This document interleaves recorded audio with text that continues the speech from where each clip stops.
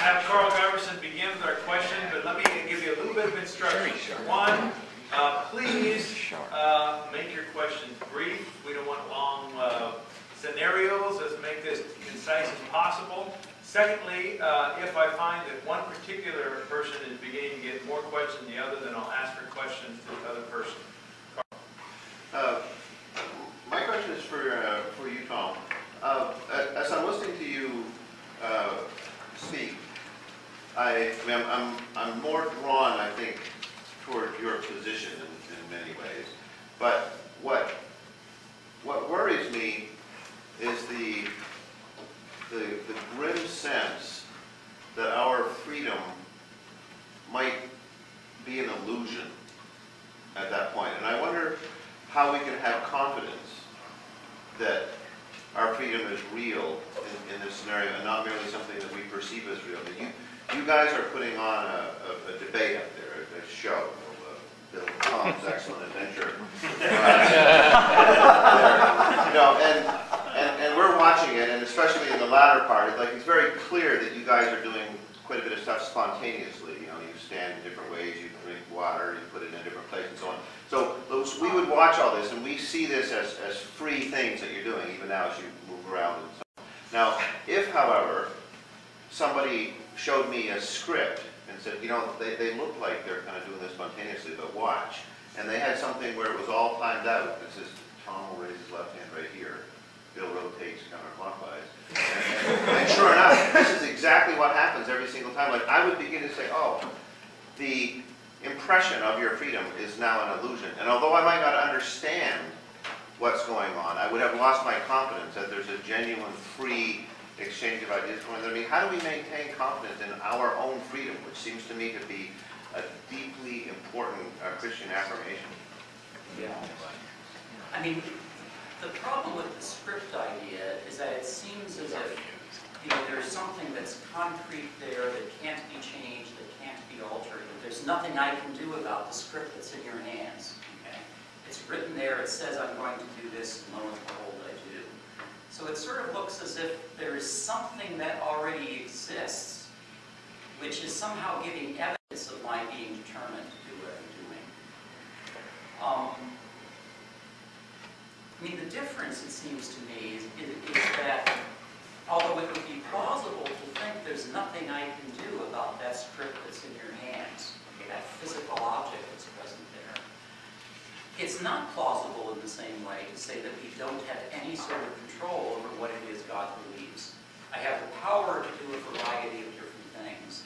If I were to do this, God always would have believed I was going to do this. If I were to do that, God always would have believed that I was going to do that.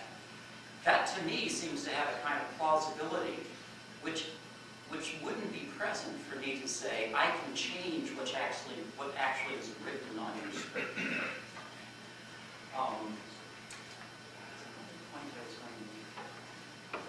Well, let me leave it there for now. But does that give you psychologically, are you psychologically comfortable with that? Because there's a difference, I think, between saying, this could work or not work philosophically, but when we talk about our own freedom, this is our moral choices that we're making, the choices that we think have ultimate significance. It's important that we feel, not just have a logical argument, but that we feel that these are genuinely real. And it just seems to me that your position erodes that confidence.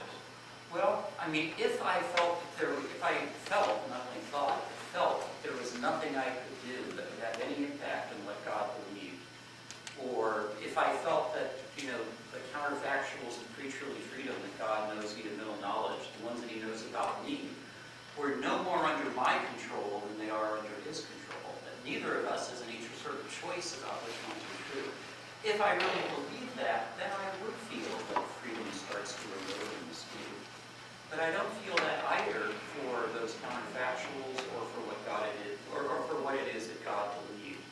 So, although I can to some extent sympathize with the worry you're enunciating, it's not one that really strikes me as so strong or so difficult that we need to go to an alternative view.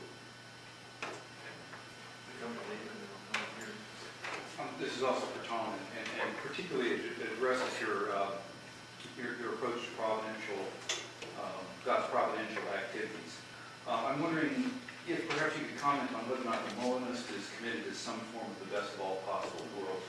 Granted that the Molinist has a whole lot more to work with in terms of both the necessities and the conditional features that God, that sort of limits what is available to God. Isn't it still the case that in your description of divine providence that God is somehow compelled to pick the best of all possibilities? And isn't that pretty unreasonable? I mean, anybody following Leibniz's sort of best of all possible worlds, don't we find some sort of Voltairean parody of that as much for the Molinist as we do for Leibniz? Yeah, Bill sort of suggested in his response that I was committed to something like this, that this is the best of all possible worlds despite all these evils. I'm not. No Molinist is committed to that. I mean, first of all, for Molinism, the important distinction is between possible worlds, those that might be, and what I call feasible worlds, worlds that God can actually create, given the counterfactuals that he actually knows. These counterfactuals with certain limitations upon which worlds he can bring about. If he knows that Cuthbert would concede by the iguana, let's say, there's no way God can leave Cuthbert free, put him in sea, and have him not buy the iguana. That kind of a world, though possible, just isn't available to him. So first point, I mean, Molinists will have to say you have to make this distinction between possible and feasible. With regard to either set of worlds, though, I don't see any reason to think that a Molinist is committed to thinking that there is a best possible one.